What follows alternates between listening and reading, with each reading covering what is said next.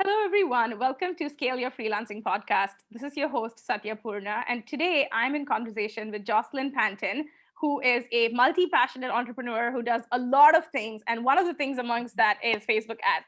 So I'm so excited to have Jocelyn on the podcast today because we are just going to dig into some really good stuff today. So I hope you're buckled up for a great show. And Jocelyn, welcome. I'm so happy to have you.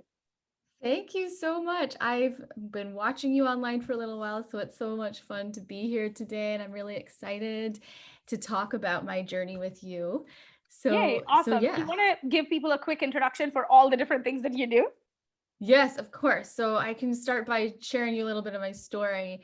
And so I've been a professional TV and film actress for over 10 years, probably about 12 years now. I've had a pretty good career, but I don't know if you know much about being in the arts, being a creative. There's a lot of feast or famine between gigs that happen. And I found myself working in serving jobs and all that. But my dad was an entrepreneur when I was a kid. So I knew that was the way. And so I've always been passionate about like starting my own business, being allergic to bosses and all that. And so 3.5 years ago, I started a virtual assistant business. And what I found was that I actually really, really love Facebook and Instagram ads. So I decided to narrow down to that. So that's all that I do in my business right now. But then it grew so fast, really, really quickly. And at once I niched down to that service. And so I decided, why don't I teach other actors how to create a side hustle so they don't have to experience, the feast or famine again through those gigs. So they don't have to serve in jobs. So they don't have to drive Uber. So I also created a membership course for them, and that just launched in December. And so those are just a few of the things that I do. I feel like I'm mainly, my main thing is an entrepreneur, and then all the other things are on the side, but then I jump into the different boxes. So I almost don't feel like I'm multi-passionate, but technically I am the definition of multi-passionate entrepreneur. I love that. Yeah. That's awesome. And I love that you have such varied experiences, skill sets, and like interests. I love that. Because, I feel like we all should be more multifaceted as people, right? Because often, like, when you are an entrepreneur, at least this was the case for me, for sure. It's so easy to kind of just get so sucked in and wrapped up in your business that you're like, it requires a lot. It's kind of like being a parent, right? Kind of. I'm sure being a parent is way more intense, but it's kind of like being a parent because you have this one thing in your life that you are always thinking about. So it's harder to kind of just step away from that role and just be like, I can also act and I can also do other fun things and just fill my cup. So I'm glad that you're doing all of those things. That's really cool. I think it makes you very interesting as a person, obviously. Thank you. Thank you so much. Yeah, it's like being an entrepreneur, I found is like so addicting Yes. because, and I mean, I think between all of my different kind of roles and hats that I wear, there is a similarity of like curiosity and creativity and all of those. But I think that the thing about being an entrepreneur is if I put work in, I know that I can get results out of it. With acting, yes, the better I am, the more successful I'll be, but I can't just be like, okay, I want to book this gig and go out and book it right away. As much as Right. I can with being an entrepreneur, I know how many hours I need to put into marketing to get a certain amount of discovery Yeah. calls in order to, and I know my numbers, I know how many calls I need to do to get clients. So I know that my time will pay off. So there's something about like being an entrepreneur that's also addicting because Mm, you see like your results that you're putting in paying off like that. So yeah. yeah. Amazing. But I'm curious, like, has being an actor made you more like tolerant to risk and uncertainty? I think so, totally. And I remember it took me a while to really dive into my business. And I think it was because I was originally started providing services to everyone. Like I would take on any type of client, I would do any type of service that they would ask me for. And then I hit this point where I was like, okay, I just want to do Facebook ads. And now I lost my train of thought and I'm not even answering your question. Can you repeat your question again? That's fine. You have a good train of thought. So there was nothing wrong with that train of thought. But my question was, has being an actor made you more tolerant to risk and uncertainty Yes, as an right. entrepreneur? Yes, yes, yes. That's what it was. So when I was diving into Facebook ads, I was like, okay, I really thought about it because I wasn't so committed because I wasn't passionate about what I was doing because I was offering everything to everybody. And then I was like, Oh, okay. Let's think about this for a second. I go to 50 auditions, I get like 49 no's or 30 Mm, no's. I'm used to people saying no. I'm used to people closing the door and I'm used to not getting closure. If I can put in like 20 discovery calls or 10 or 5 or whatever the numbers is and know that I can get a client, well, yeah, I can like and know that that's going to be $2,000 or whatever rate that you set is. I'm like, "Okay, yeah, I totally can be successful." So I feel like I have a thicker skin. I mean, I think all entrepreneurs have to build that pretty quickly in order to be an entrepreneur, but I yeah. think starting out, that was for sure my one of my edge, and I think actors can stand out because we're that can be a different thing for actors because we're used to that. We're used to persisting when we're not seeing end results. We have our vision, we have our why, we know what it is, and we're not seeing it manifesting. We're not seeing what we want manifesting yet, but we still go after it for so many years. Like so many actors for so many years will put so much time into their career and they won't have even booked one gig. So Mm. I think also, yeah, thick skin, persistency, the ability to keep going even when we're told no so many times. Amazing. I mean, I love that. And I feel like, any experience that builds character is a worthwhile experience, right? So, yeah, that's awesome. I'm glad that you've kind of made the best of that experience and turned it into, a strength for your freelance business. Okay. So, I know you've had a very quick growth journey. We are just talking about that before we hopped on. So you were telling me that you went from making $800 a month to making $12,000 a month, which was your biggest month so far. Mhm. Tell me more. What was that journey like, and what were kind of the shifts or tweaks that happened along the way that made it happen? Yeah, so I decided to invest in a course. I was like up until like November of last year, so November of 2019, so a year and a bit ago. I was like I said, I was providing everything to everybody, marketing, like creative writing, copywriting, like everything to everybody. And so I went 8 months, 9 months later was my 12K month, my first 5-figure month. And so that happened in a really short amount of time, which isn't really common for entrepreneurs. But I like to think like I was building that foundation underneath the ocean like a volcano for a really long time. Then all of a sudden, because of all the, probably the acting training and my experiences with that. But what I really did, what really made a difference was for me. So actually, it was October 2019, we had our sixth flood in our home, had to move out again. And I faced this decision where I was like, okay, I can either feel like I'm kind of in the dumps again, in limbo land, waiting for this restoration company to fix our home because they take a really long time, or I can just refuse to allow that to affect me. And I was like, okay, what do I really need right now? What do I know? I have this business. I know that it's within my hands. It's quite amazing to have my own business where I can control my own income, work on my own projects.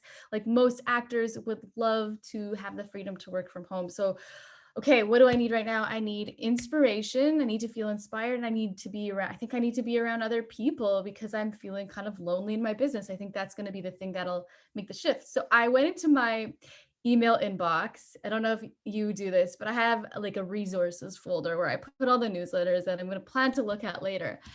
And I went in there and was like, okay, what is going to be helpful for right now? And there was a virtual assistant conference. And in there, I learned about another course who had one of their star students being there. And I just looked up what she was doing and I took her course and really was all about just teaching you how to niche down, how to Mm. niche down. So I was doing like podcast. I was like, okay, I did a speaker course, how to teach people how to get speakers booked on stages. And so why don't I focus on that? And then I found out in Canada, you can't promote speakers because it's considered talent. You're considered as talent agency and you have to be registered for that. So I was like, Ah. okay, I'm going to help people, entrepreneurs get on podcasts. And then I was like, okay, what I really want to do is ads. That's what I really want to be focusing on. So I did an amazing course that was like one of the best mentors out there. And just like so many things clicked for me. And within 2 months, I had gotten just focusing on all those discovery calls. I had gotten a bunch of new clients And then it just went up from there and getting really good results for them. It just, and continuously raising my rates as I would get testimonials and case studies. I would raise my rates with each one. So my confidence was building at the same time. My rates were building at the same time, and getting more clients, getting referrals because of those results. And yeah, so November was 800, December was 2,900, because Mm. I learned some strategies also for marketing and discovery calls and all that. January went down, I think it was like 2,000 again. February is 2,000. March was 7,000. Stayed at 7,000 for a few months, and then August was 12,000. So Nice. that was Very the, cool. yeah. Very cool. I think, everything that you said, it's honestly like it is that predictable, right? And I just want to highlight this to people. Like a lot of, and this is exactly what I work on with a lot of my clients as well. Like even, and I just want to highlight that the kind of strategies that help you go from like that 2,000 to 12,000, if you just tweak it and play it on a higher level, they can take you from 12,000 to 25,000, right? Like that's one of the things that I do with a lot of my clients, which is like the people who want to go from, I have a lot of clients who make like $15,000 a month, but who kind of gotten capped there. And then they're like, Mm-hmm. actually, I want to be making 25. Like, I really want to go for the big leagues. I don't want to just stay stuck at that 12 to 15 forever. And the truth is, like, often what kind of got you here, you have to do it as at a much kind of more fine-tuned degree. And the interesting thing is, it's easier to niche when you're going from like 2,000 to 12,000, but it gets a little bit harder because all the mindset gremlins start coming up when you're Yes. going from the 12,000 to 25. So we talk so much like with my clients about mindset of like what it actually looks like to make that jump, right? That make that next jump from 12 to 25, because it's like what got you here won't get you there with the same mindset and the same way that you're approaching things, right? So Yeah. I love that. But yeah, niching is just so powerful. Like it was the same experience for me as well. And I think it's the same experience for a lot of freelancers. Like when we start out, we are just like, okay, who's gonna give me money for what? Like that's the kind Yeah. Yeah. of that you're approaching it with. And then when you start thinking about like, no, like what do I want to do? What do I want to be? And what do I want to be known for? What do I want to be excellent at? Right? Not just like Mm-hmm. good enough, but like how can I be like in my zone of genius and in my Yes. zone of excellence and do that every single day. So I Mm-hmm. love that. I love that. I love everything about what you said. So, Mm-hmm. since you are a Facebook ad specialist, I actually want to use your expertise a little bit because Yes. we have an audience of freelancers and consultants, right? So, if freelancers and consultants wanted to get started with Facebook ads, first of all, would you recommend it? And second thing, how would you recommend that they go about it? So it depends. One is, what are they wanting? What is their goal?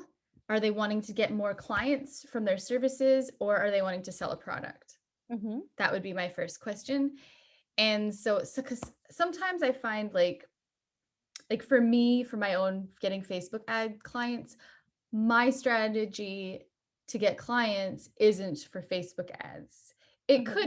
It could be if I wanted to, but I've found that like me replying to, I actually get a lot of my clients through referrals and looking in Facebook groups for job ops and stuff. Like there's the different Facebook groups. Mm-hmm. And so I like, for finding clients, that's worked for me. So I haven't personally done that. I wouldn't suggest it would work for everyone. But Mm-hmm. if you have more than one, if you're not a solopreneur and you have a team and you're just providing services, you want Facebook ads to run to your services, you could have a really great solid funnel. As long as your Mm-hmm. funnel's strong and solid, you can really take advantage of Facebook ads to get more clients, as long as you're not a solopreneur. If you're a solopreneur, because it's just also about like, okay, I spoke to a bookkeeper a little while ago who was talking about doing Facebook ads, and he just wanted to have like four more new, this was September, August. He wanted four more new clients between then and the rest of the year. Well, I did the numbers for him, and like his rate plus my rate, he would have had to cover everything to just break even on the ad costs. He would have had to get in like 16 new clients. Mm. And so to break even on ads, he would have had to be working more than he wanted to be working. So you just have to run the numbers and make sure that that works out for you, because you have the fee that you're paying the ads manager, you have your ad spend, and you need to be able to handle the amount of work to at least cover those. So that's why I say, if you're like an agency or you're not a solopreneur, you have a few people on your team, you can handle more clients. then that would be totally worth it for you. If you want to build your email list or you have digital products, then yes, Facebook ads are really, really great for that.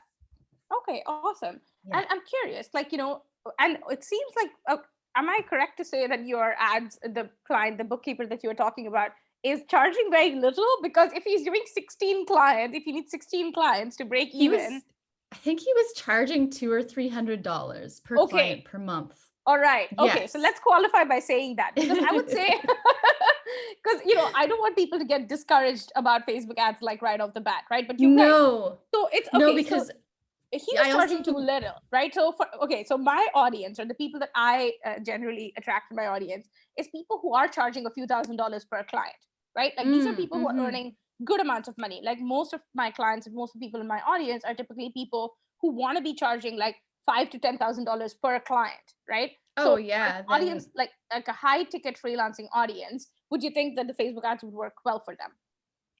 yes, I think it would. Yeah, because if you're getting $5,000 or $10,000, then you may, like, for me, like, or depending on what your ads manager is costing, they can go between like $1,500 to $3,000, even higher. Some of the agencies charge $10,000 or more per month. Mm-hmm. So if you just need if you have an ads manager for $2,000 a month and you're getting paid like $10,000 for your services, that's a no-brainer. Mm, Like to pay, like to pay an ads manager to do your ads for you, you're paying $1,500, you're getting $10,000 back. That's $8,500 difference. Having that automated is really, really smart. yeah, absolutely. So that's kind of Mhm. what I wanted to kind of bring up as well, because for a lot of people, or I mean, to be honest, even if somebody's making $5,000 per package, right? It's like Yeah. if you want to book just 4 clients a month and you're doing that through ads, you are basically talking about Yeah. $20,000 in sales, and you're spending, let's say, $1,500 for your ads manager, say another $2,000 for your ad spend. Even then, Yeah. you're basically spending like 3,500 on ads and then making And it's $20,000. for sure. Yeah. And it's when you talk about, okay, they're getting $5,000 or $10,000 for that first month, you can't, like, a lot of us, when we do the numbers, we forget to count the future months too. You want to look at the Right. lifetime value, right? Like how long does your average client stay with you? So Right. you may find that, okay, they are going to stay with, some of them stay for a year and a half, or even if they're just there for 3 months, that if they're charging $5,000 or $10,000 per month, that's $30,000. Yeah. And you paid what, few hundred dollars to get them? Yeah. Like, it's important to look at your lifetime value and being like, okay, this Absolutely. is how much I'm okay with paying per client. Yeah. So yeah. Awesome. No, that's awesome. Yeah, I hope a lot of people kind of walk away with that as well, and kind of find the courage to invest in Facebook ads, because honestly, I would say even for me, right? I'm going to be completely honest with everyone for a second. I have tried playing with Facebook ads for a really long time. Like I've hired multiple Facebook ads managers in the past, and I've had a lot of ad trauma, like as I call it, I jokingly call it like Facebook Yeah, ads yeah. trauma. And it's in a Mm-hmm. way, it really feels like trauma because are you familiar with EFT, by the way, the tapping The thing? tapping. I love tapping. I love Yeah. tapping too. I have done numerous rounds of tapping on Facebook ads because Oh I'm no. so personally traumatized by it. And Yeah. actually, it helps. It helps a lot because I I love had a time. tapping. I had a time in the past where I would log into Facebook ads, and I'm not kidding you. My heart rate would go up so much. I would feel like an anxiety Oh, attack is coming on, and I would just be like, "Turn off the ads, turn off the campaign. I'm done here. Like I just want to run in the opposite direction." oh no. And also there was a time where my ads were doing really well. I was getting really great conversions on my ad, but my account got shut down out of the blue. Like it's just Yeah, that they literally happens. kicked me out of the platform, shut down my ad account. I actually never got Mhm. my ad account back, but I got my personal profile back, thankfully. And yeah, it was like Uh, literally like legit traumatic. It's like for an entrepreneur, that shit is legit traumatic. And it was just yeah, so yeah. funny that like so yeah, like I talk about this with my clients as well. I was like, this kind of traumatic shit is going to happen to you when you're running a Facebook ads, or not. Like you're doing something else in your business that's very scary, which has risks involved. But the what it really comes down to is like kind of managing our own emotions around it, right? It's like after I did, Yeah. actually, funnily enough, after I did tapping, a few rounds of tapping, my panic around Facebook ads went away. Like when I log in, I don't have like heart palpitations anymore. Now I can Mm. just log in and be like, okay, it's not going to eat me. Like, I'm fine. That's good. That's You know, good. I can deal with it. Yeah. But I feel like there's still a lot of like fear for me in terms of hiring an ads manager, because I've hired a lot of people who came through referrals, who are good, who promised me like all kinds of results, like people who are running like campaigns which produce millions of dollars in results. But unfortunately, it's not personally worked out very well for me.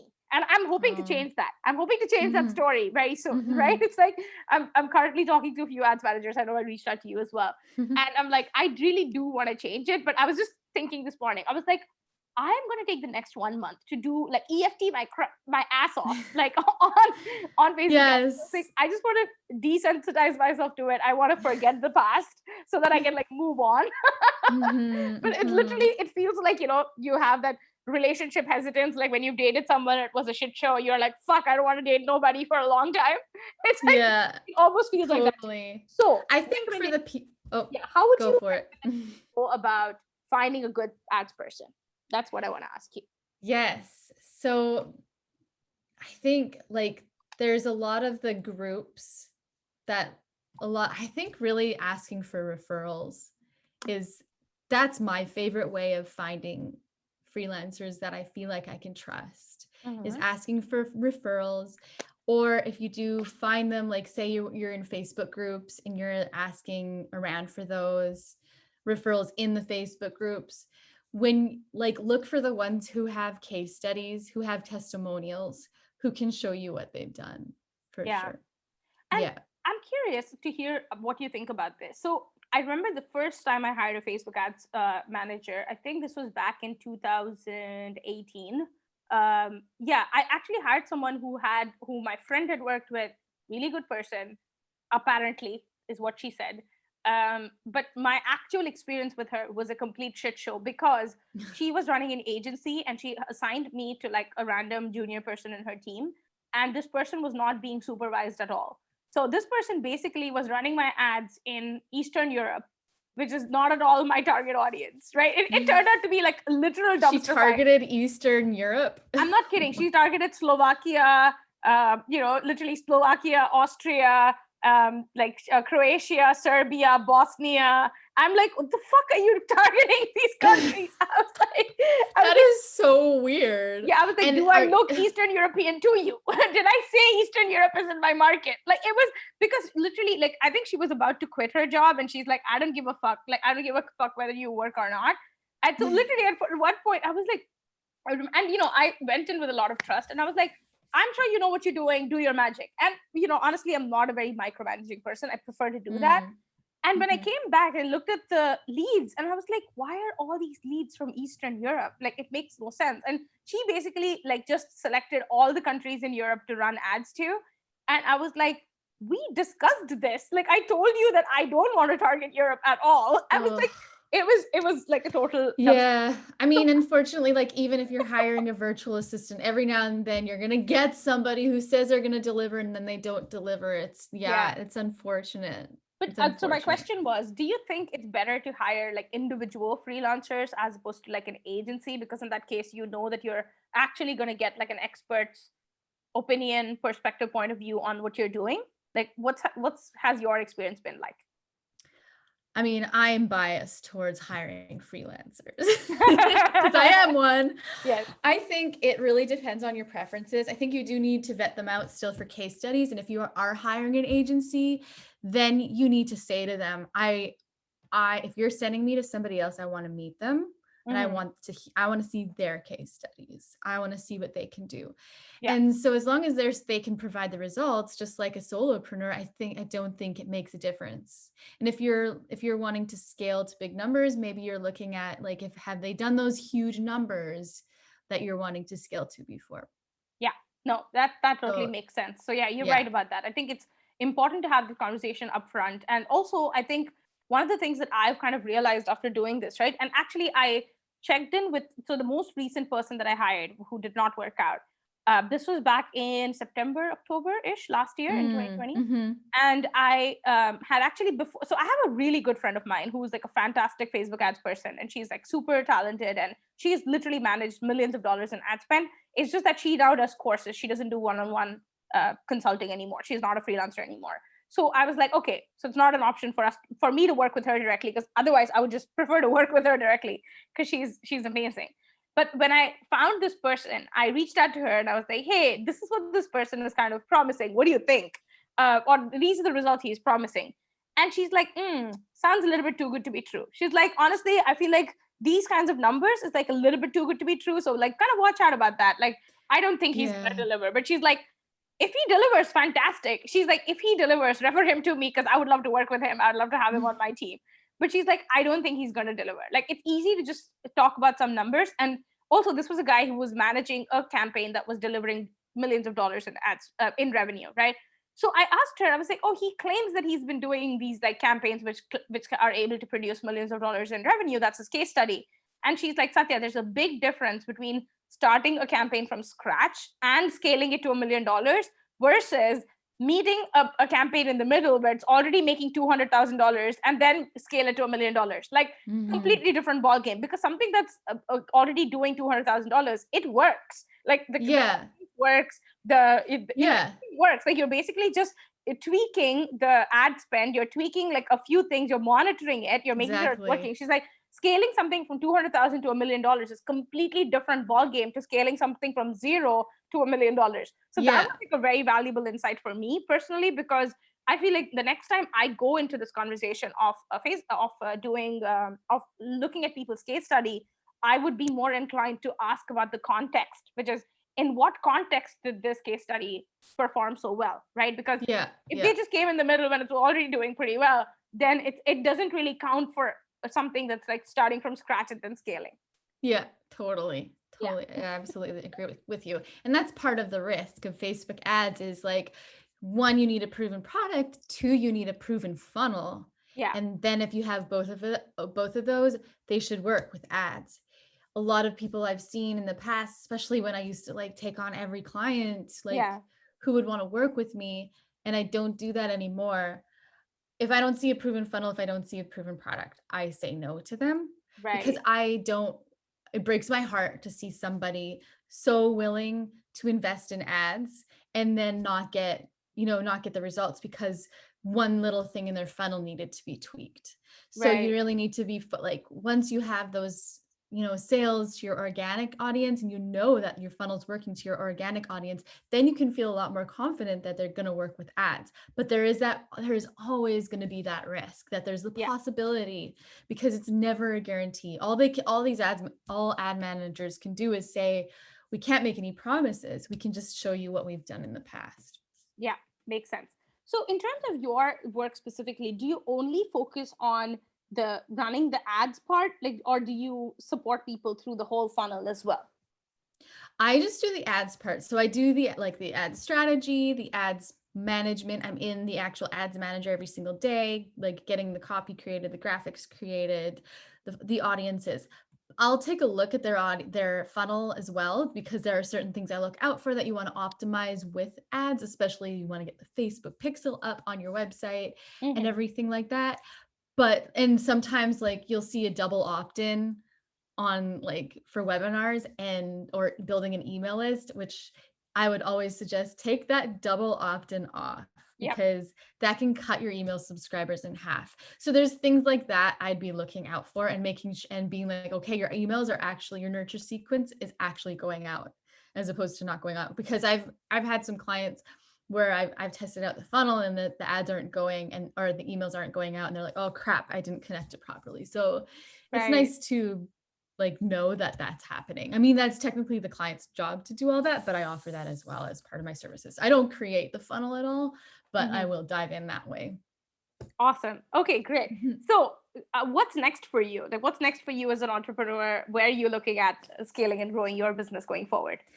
Yeah, there's a few facets. So I have my Facebook ads side of my business, and then I have like my digital product side of my business. So I've created the actor side hustle for actors to learn how to create their own freelance business. And so I really like I've done 2 beta launches with that and a full regular launch. And so my next launch for that is in March. I didn't make a profit off that yet in December, but I got a lot of data on what to tweak in my funnel. So I'm working on tweaking that for my next launch. So I'm really excited about that. And then I want to focus on like selling other smaller digital products this year, because I really want to have that, it's not really passive income, but it kind of is. Like, yeah, it's not passive because like you still have to do work, right? But it's like the same amount of like if you get 5 purchases, you're doing the same amount of work as you get 100 purchases. And so I love funnels. I love digital products. So I really want to focus on that this year. And then also for Facebook ads, I'm really, really strongly considering creating VIP days and actually as well as ads intensives where I'll teach, the client how to do their own ads. That's the intensive. And then the VIP day is, and I want to create this, is where I'll set all your ads up in one day, like from beginning to end. You have them. I can show you if you have a team member that you want to be reviewing them to tweak them, I'll teach them in one day. So you have everything done like VIP day style. And yeah, and then I don't have those regular clients. I have considered building a team too, but I think I'm going to like turning it into an agency. But I think I'm going to focus on my launch first before doing that. Awesome. That sounds really exciting. Yeah, I have a few things that I want to do. Yeah, maybe I might be biting off a little more than I can chew, like we spoke about, like our achievers are coming out. Yeah. I might need to focus on one thing at a time for this year. We'll see. Yeah. Absolutely. All right. Awesome. Well, Jocelyn, it was so lovely to have you on the podcast today. Thank you so much for coming and sharing all your genius. Where can people find you on the internet? Do you use Instagram, Facebook? Where are you at? Yeah. So I'm on Instagram. I'm on Facebook. All of my names are Jocelyn and Company. So if you look at me through Instagram or Facebook through there, it'll pop up. And my website's also jocelynandcompany.com. So that's JOCELYN. That's how you spell my name. All right. Awesome. We're going to link everything up in the show notes below so people will know where to find you. But thank you so much for taking the time. And thank you. This was lovely. I'm glad that we got to talk about all the things. And thank you for taking the time. It was so much fun. Thank you. All right. See ya.